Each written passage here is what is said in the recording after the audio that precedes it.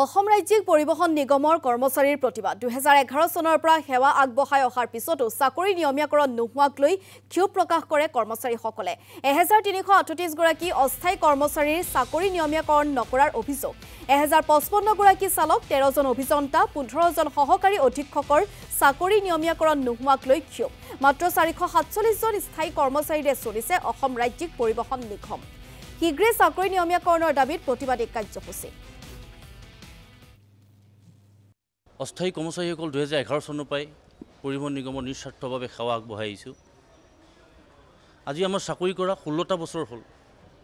16টা বছৰে আমি আজি ডিপাৰ্টমেণ্টক সেৱা কৰি অহাৰ পাছতো কিন্তু আজি আমাৰ মানুহখিনি চাকৰি নিয়মীয়াকৰণ নোহোৱাৰ কাৰণে আজি আমি শান্তিপূৰ্ণভাৱে এটা অনশনৰ কাৰ্যসূচী হাতত ল'বলৈ বাধ্য কৰিলোঁ।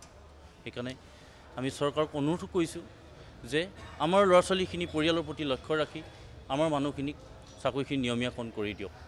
আৰু ইমান ডাঙৰ এটা ডিপাৰ্টমেণ্টত বৰ্তমান ৰেগুলাৰ কৰ্মচাৰী আছে 447 জন আৰু ৰেগুলাৰ আৰু কণ্ট্ৰেকচুৱেল কৰ্মচাৰী আছে 1338 জন।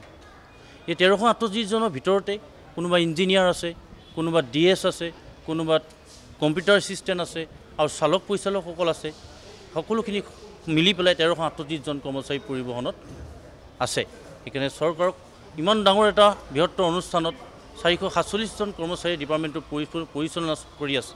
সেইকাৰণে এই ডিপাৰ্টমেণ্টৰ ভৱিষ্যতৰ প্ৰতি লক্ষ্য ৰাখি আৰু আমাৰ কৰ্মচাৰীখিনিৰ প্ৰতিও লক্ষ্য ৰাখি আমাক চাকৰিখিনি নিয়মীয়াকৰণ কৰি দিয়ক বুলি আমাৰ মুখ্যমন্ত্ৰী মহোদয়লৈ কাতৰ অনুৰোধ কৰিলোঁ। আৰু অসমৰ মুখ্যমন্ত্ৰী মহোদয়ো যিভাগে আজি 1 লাখ চাকৰি দিলে লগতে 50,000 চাকৰি দিবলৈও তেওঁ আগবাঢ়িছে। সেইকাৰণে আমাকো তেওঁ যেন এই ডিপাৰ্টমেণ্টটোৰ আৰু পৰিয়ালৰ প্ৰতি লক্ষ্য ৰাখি আমাকো যেন তাৰ ভিতৰতে সোমোৱাই মানুহখিনিক নিয়মীয়াকৰণ কৰি দিয়ে। কাৰণ আমি ডিপাৰ্টমেণ্টৰ স্বাৰ্থত দিনে ৰাতিয়ে কষ্ট কৰি আছোঁ। কোভিড মহামাৰীৰ দিনতো আমি দিনক ৰাতি কৰি ৰাতিক দিন কৰি বহুত কষ্ট কৰিলোঁ। কষ্ট কৰিও কিন্তু আজিলৈকে আমি নিজৰ প্ৰাপ্যখিনি পাবলৈ সক্ষম হোৱা নাই। অস্থায়ী চালক আছে আমাৰ 1338 জন। অকল চালক আছে তো 1055 জন আছে।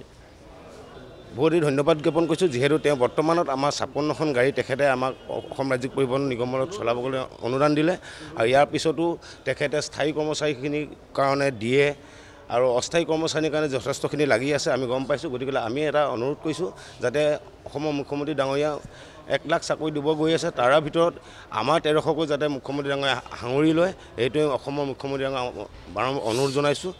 আৰু আজি 2024ত অসম চৰকাৰে আমাক পেঞ্চনাৰ মানুহখিনিৰ কাৰণে 25 কোটি টকা আৰু 2025 চনত এতিয়া 50 কোটি 75 কোটি টকা ইতিমধ্যে চৰকাৰে অনুদান দিছে।